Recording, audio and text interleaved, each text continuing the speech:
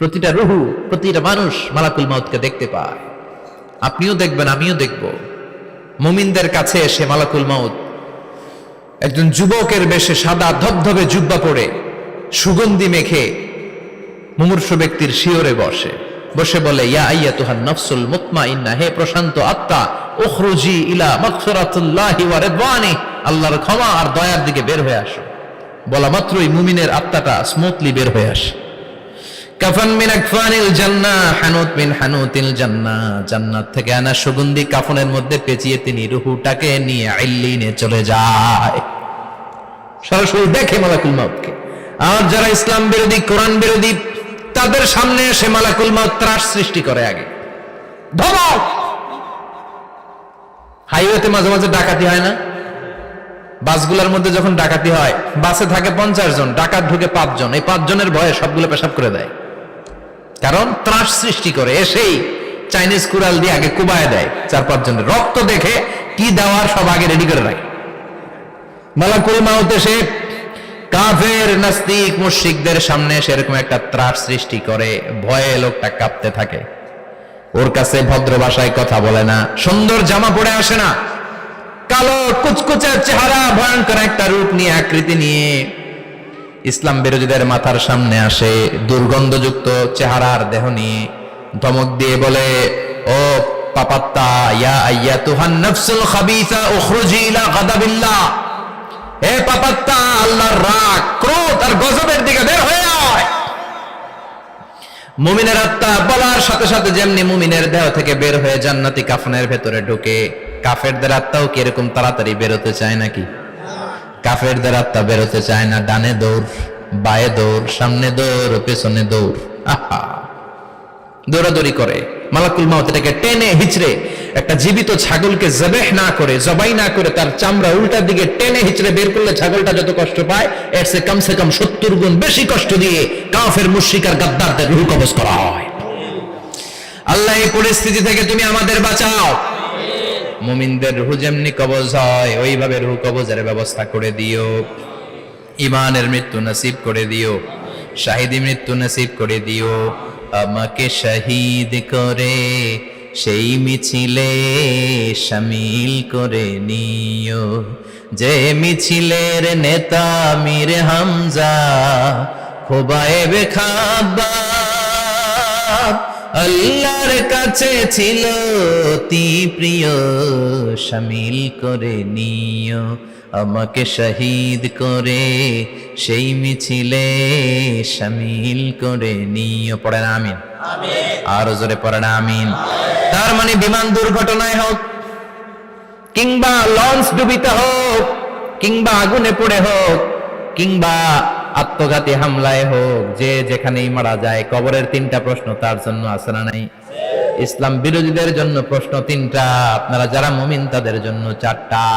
আপনাদের জন্য একটা বেশি, আলহামদুলিল্লাহ। কোন কবরে এসে প্রথম প্রশ্ন করবে, মুনকার নাকির যখন চলে আসবে, 40 কদম যখন আত্মীয় স্বজনরা লাশটাকে কবরের মধ্যে দিয়ে 40 কদম চলে যায়, তখনই ফেরেশতা চলে আসে। আহা, শেষ, সব শেষ। এসেই পরীক্ষা শুরু। মার রব্বুক, তোর রবের নাম কি? চিল্লায় বলেন, আমাদের রবের নাম কি? আমরা বলবো রব্বি আল্লাহ, আল্লাহ আমারে রব। দমে দমে তনু মনে তারি অনুভব। পড়েন, আল্লাহ আমারে রব। তোমার দুনিয়াতে আমি যেদিকে তাকাই, অথই নিয়ামতে ডুবে আছি সবাই। পাখপাখালির গানে শুনি তসবিহ কলো রব, তসবিহ কলো রব, আল্লাহ আমারে রব।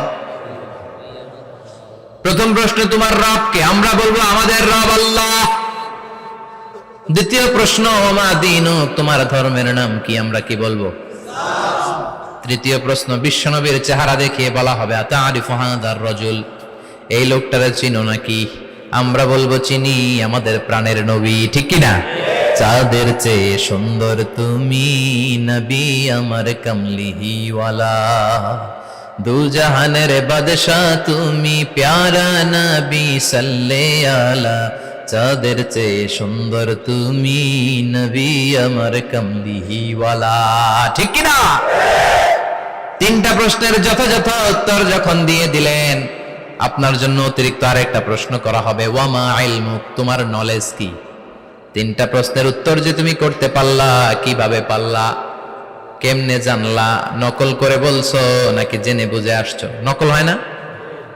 এখন তো পরীক্ষা চলতেছে বোধহয়। কি পরীক্ষা?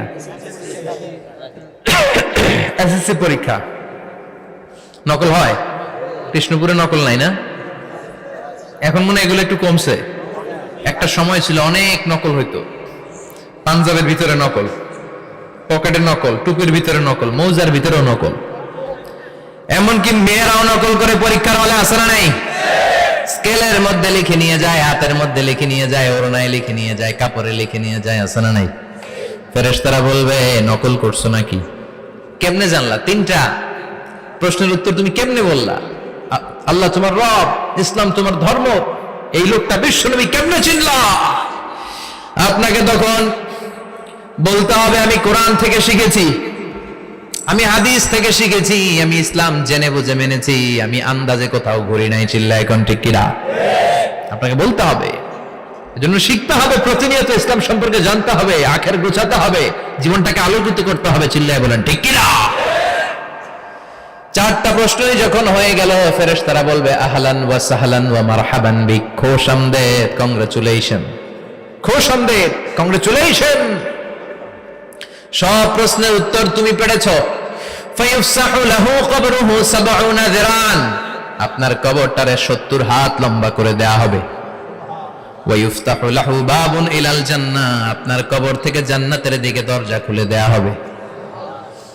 ওয়া ইউলবাসু মিন লিবাসি আহলিল জান্নাহ, জান্নাতের দুইটা রেশমি কাপড়ের পোশাক এনে আপনারে পরিয়ে দেয়া হবে।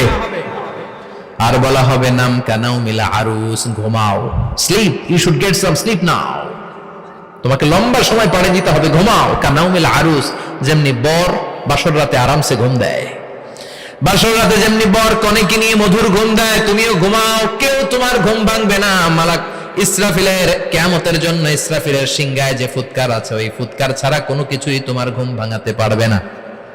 আলহামদুলিল্লাহ পড়েন। আল্লাহ আমরাও যেন চারটা প্রশ্নের উত্তর দিয়ে লম্বা একটা ঘুম দিতে পারি, পড়ে না আমিন।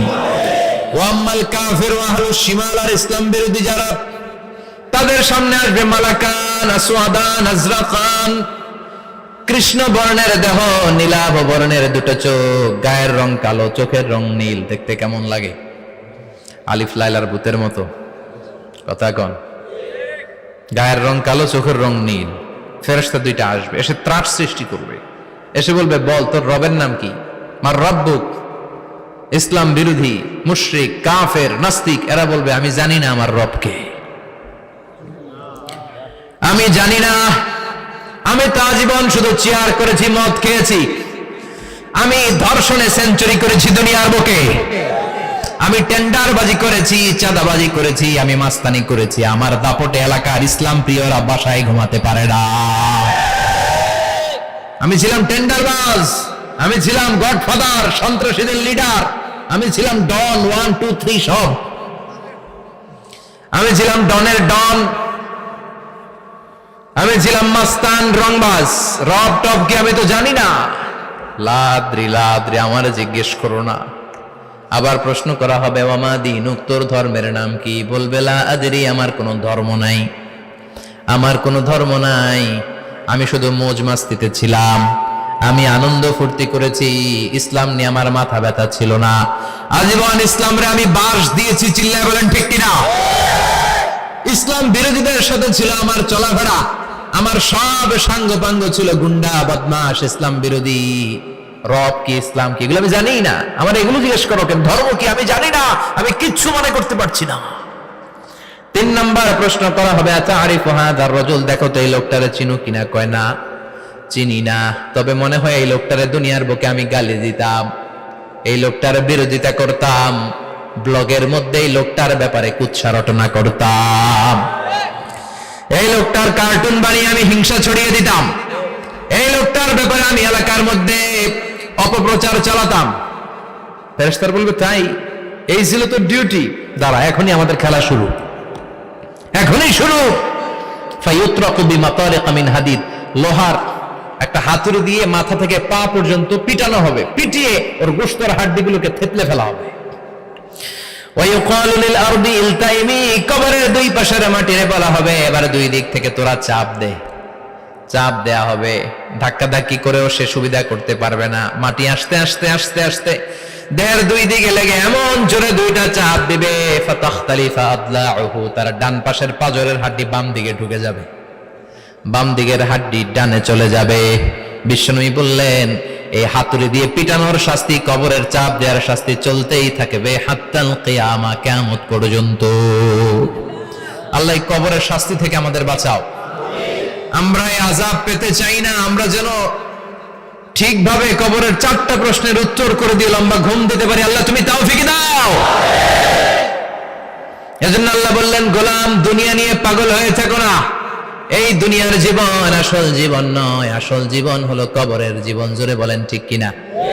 এই জন্য মাঝে মাঝে কবরে যাবেন, কবরস্থানে দাঁড়িয়ে চিন্তা করবেন এই জায়গায় আমারও আসতে হবে।